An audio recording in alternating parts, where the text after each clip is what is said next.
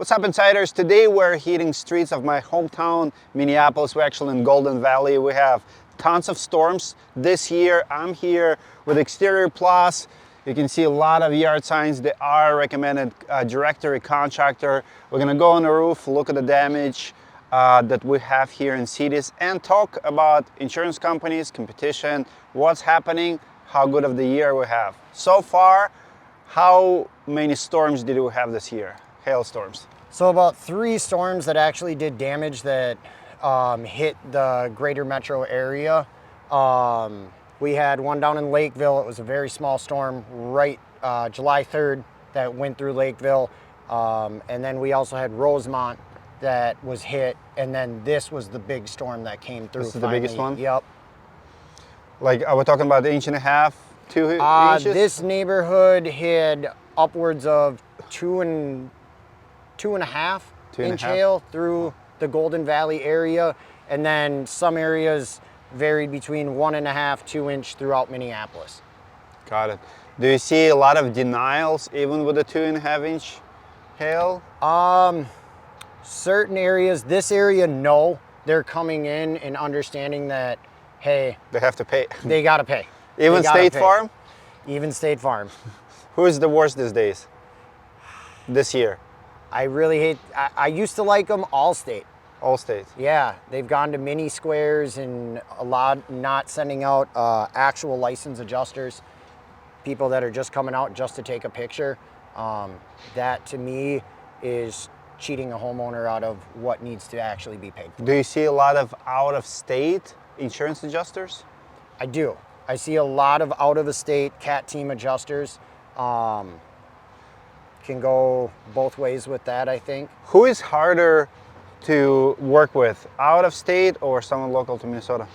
You know, I think out-of-state adjusters definitely want to come in. You know, they're able to turn around those claims a lot quicker and get people in. The problem with that is in my belief and just seeing it in past years, an out-of-state adjuster comes in, they document the damage, they send it off. Well, they miss things, and now it goes to a desk adjuster where we have to fight constantly to get things that are actually damaged. But that adjuster that was our original contact is now gone onto 100 different other claims, and now we're stuck with someone completely out of state that knows nothing about Minnesota and what needs to be done here for insurance process. Love it. We have a letter? Let's go on, let's grab a I want letter. to see the damage. I want to give huge shout out to Chris Parowski. A couple months ago, I was in Florida for Roofing Expo in Orlando, and Chris drove Capstone Toyota Tundra. And I didn't even know that Toyota makes hybrid trucks. All my life I drove trucks. I sold my company 3 years ago, and I lost all of my trucks because they went with a company. So for the past 3 years I was driving Tesla. I do have a Grand Wagoneer, nice car too, but this one is the beast. Just wanted to show you this car. Just have it. Last week, it's my first week driving it. Great gas mileage, 12,000 pounds capacity, beautiful truck. I traded in my Model X for this one just because I have a lot of home projects and building a little shed now, and highly recommend if you're in the market for the truck, check into Toyotas. The Tundras really came a long way, and this is a very nice truck. Insurance already approved this one. Who's the insurance company here? I believe American Family. American Family. So this is a cedar siding. Did they buy? They did not, you know, even with the size hail, we didn't see a full siding replacement. One thing is we do have older stain. I always tell every adjuster the same exact thing, whether it's older, newer, if I've got oxidation, which we did kind of around both sides, this needs to be stained, and it's not just 1 or 2 sides, because we want to bring that back to pre-storm condition, all matching. So on this one, we were able to get some window wraps. We were able to get the homeowner all new stain for their siding, sand, restain. Around the back, there was some personal property that they were gonna just walk by. We talked about the grill, these things, gutters, downspouts.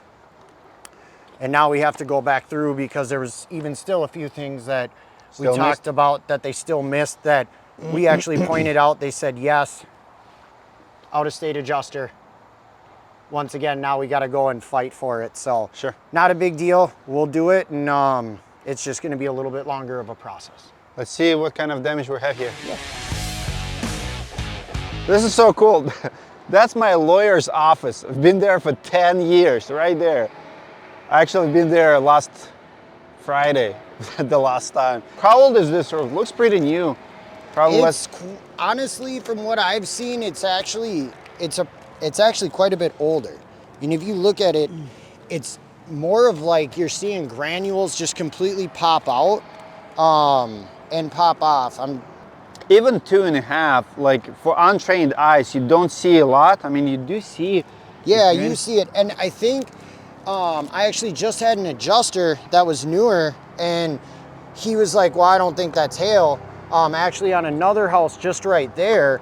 And I said, well, what do you mean? And he said, well, it's more of a splatter with granules gone. It's soft, but that's, and I said, well, when you get into the 2-inch hail compared to 1 1/4, you know, depending on how dense that hail is, it can make a completely different mark than a 1 1/4-inch hail. Can you give advice to the homeowners if they know they have a hail damage because they've seen it, they've seen the furniture, they've seen actually the dents? Do you always meet adjusters on site, or you come after? What advice you give them? No, absolutely. Well, my advice, if you've got some what you thought was hail damage to your personal property, you've seen some dings, dents in the soft metals, I strongly recommend going online, looking for a reputable company, checking, you know, how long they've been in business? Do they have a good Google review? Sure. You know, look how many actual reviews there are. What's their star rating? What's their credentials? Even look them up on Minnesota, the BBB, Minnesota Better Business Bureau. Directory, absolutely. You can see it on our signs, but these are all things that... Do your research, do your homework. And the reason why is we see a lot of companies that are fly-by-night. They're in the business for 1 or 2 years. Do you see them a lot on the streets right after? Did we have a lot of storm chasers here? Yes, actually quite a few out of town and in here in Minnesota. I think we had a ton of people that ran through this area especially. I have friends in Plymouth that actually was showing me big hail, and they had a lot of people there. They realized that the hail was softer, it wasn't as dense, it was big, but it was more like just throwing a wet paper towel on your roof. Sure. And then they found that as it moved through Golden Valley and into Minneapolis, I think that hail penetrated roofs a lot harder. It was a lot more dense. So now we're actually seeing damage to the shingles. But what's the process to deal with the insurance company to make sure it's going to get approved, not denied? Like, what do you advise homeowner? Do you meet adjusters on site, or you come after them? So I definitely recommend making sure that your contractor's coming out. He's gonna do a full inspection, not just of the roof, not a contractor that's gonna jump up, take one picture of one hail hit. That is not what you're gonna need to get that full approval through insurance. Have them do a test square. Make sure that on an architectural shingle here in Minnesota, I'm looking for 8 to 12 hits in that test square on each elevation. We want to make sure that this actually is warranted, a full roof replacement through insurance, and we're not going to have issues moving forward. The next step would then actually, you can have them give a report, or you can file that claim with insurance, and make sure you have a licensed insurance professional out there during the adjustment.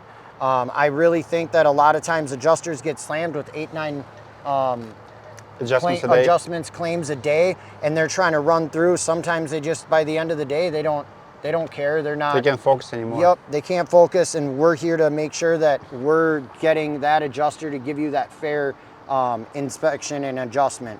From there, you know, sitting down, making sure that you're getting the right type of shingle, you're getting the right product for your house and that you want, and make sure that it's a timely build. In the Roofing Insights Gutter Guide, this type of gutters were rated 3rd, 4th, definitely not top 3 options, and you can see the reason why in real life. So they have plenty of trees here, and what's happening is it doesn't have a slope, so everything just collects at the top.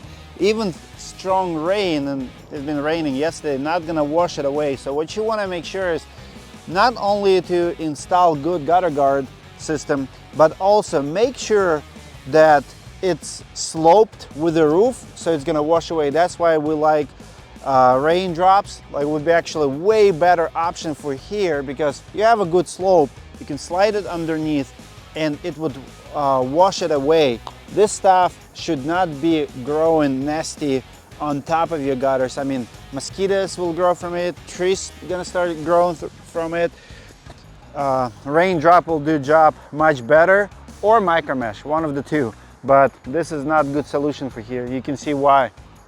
Pretty nasty. What he's working on right now, it's called test square. You do 10 by 10 area on the roof and you mark all the hail hits. You have to have 8 to 12 different insurances, have different requirements. Some will go as low as 6, some of them will go a little bit more, but 8 to 12 is what roofers are looking for. If you have 8 to 12 hits on the 10 by 10 square, he's gonna mark it up the same way as insurance adjuster would to make everybody's life easier. Essentially, we use the same methods. Sometimes you have to open insurance adjuster eyes because they don't want to see the obvious. We've been there, I've done that, but this is the process. How many jobs you got in this neighborhood? By the way, I love his yard signs. I love how it says approved, and so at first you put regular signs, and then you have approved. So I love that idea.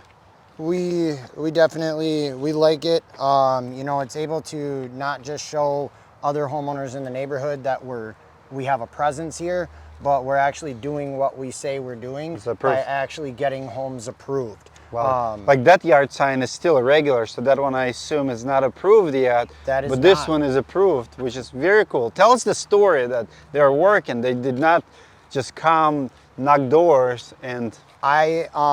in this neighborhood, I did not knock a single door. Actually, the homeowner behind, we actually handled a very large insurance claim for him on his commercial building. Wow. The night of the storm, he actually said that he was out, but his neighbors said they got hit with hail. I came out, I did an inspection on his house. He wanted us to take him through his personal property claim.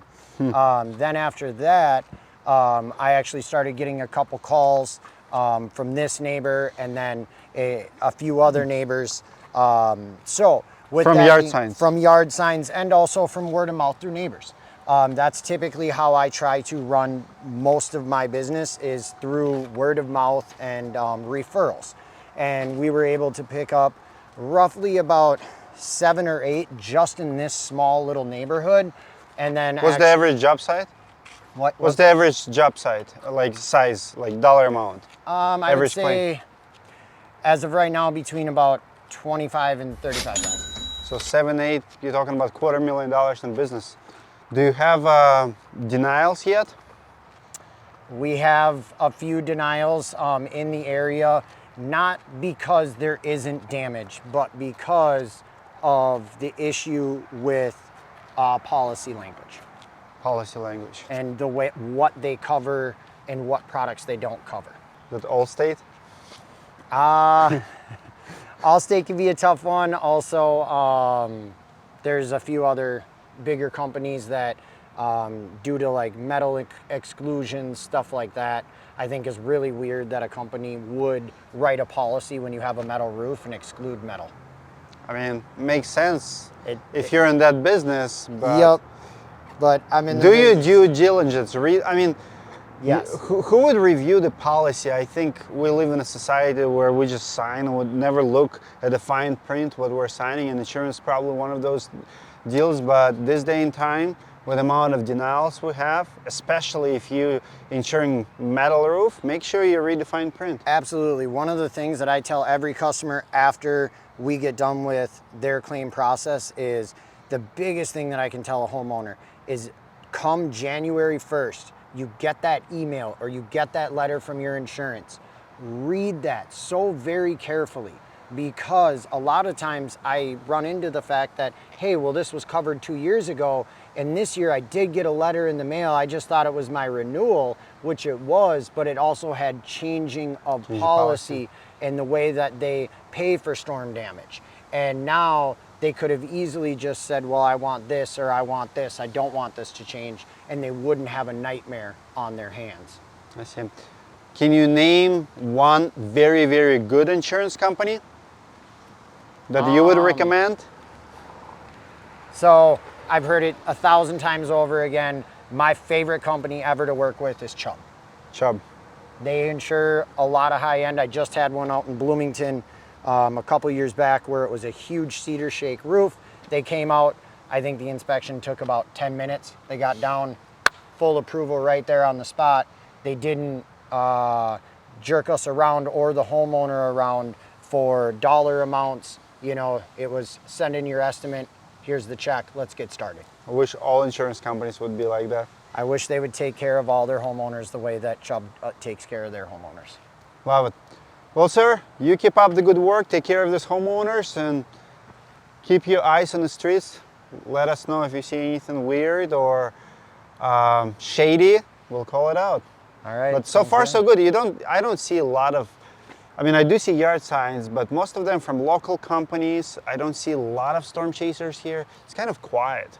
It is. I think this neighborhood was kind of tucked away. I mean, the storm hit Friday, and we came back Saturday morning, and we had done a few inspections in the neighborhood. We actually did end up seeing about 6 trucks drive through the neighborhood, really? Dropping off door knockers and different things like that. And so they did go after it. Oh, they did. I think just being a smaller area and kind of tucked away with only so many homes, I think we saw more towards like Minneapolis with very large stretches in the storm where they got pounded really hard with door knockers, early mornings. But even here, talking to my homeowners, they said before we actually did the inspection and put down a sign, it was constant throughout the day.